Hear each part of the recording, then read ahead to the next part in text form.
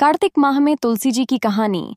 हिंदू महीनों में कार्तिक माह का अत्यधिक महत्व माना गया है।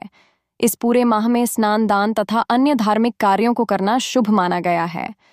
कार्तिक स्नान के साथ तुलसी जी की पूजा भी अत्यधिक महत्व रखता है। इसी माह में तुलसी जी का विवाह भी कराया जाता है जिन्हें कन्या संतान नहीं होती है।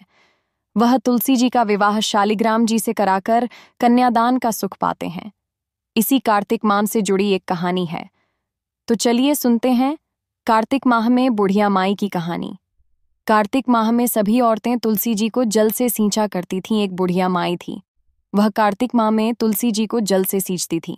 जब वह जाती तो तुलसी माता से कहती, हे तुलसी माता, सत की दाता, मैं तेरा बिरवा सींचती हूँ, मुझे बह दे। पीले रंग की धोती दे, मीठा ग्रास दे, बेखुद दे, चंदन का काट दे, अच्छा राज दे, खाने को दाल भात दे, और एकादशी के दिन कृष्ण का कांधा दे। बुढ़िया माँ की यह बातें सुन तुलसी माता सूखने लगी।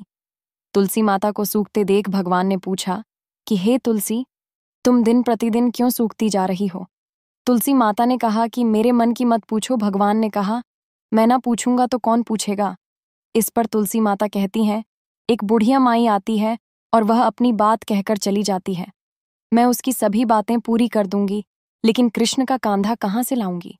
भगवान कृष्ण बोले, वह मरेगी तो अपने आप ही कांधा देने आऊंगा। तुम बुढ़िया माई से यह बात कह देना। इसके बाद बुढ़िया माई मर गई। बुढ़िया माई के मरने पर सारा गांव इकट्ठा हो गया और उसका अंतिम संस्कार आने पर उसे उठाने लगे, लेकिन वह इतनी भारी हो गई जिससे उसकी अर्थी टस से मस नहीं हुई। सभी बोले कि यह तो बहुत संस्कारी थी, बहुत पूजा पाठ करती थी, कोई पाप नहीं किया, फिर भी इतनी भारी कैसे हो गई?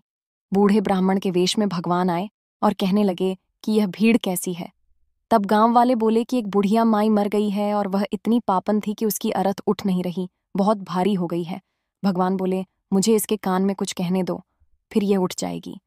भगवान बुढ़िया माई के पास गए और उसके कान में कहा, माई, तू अपने मन की कर ले, पीतांबर की धोती ले, मीठा ग्रास ले, बैकुंठ का वास ले, चटक की चाल ले, चंदन का काट ले, झालर की झनकार ले, दाल भात को जी और कृष्ण का कांधा ले।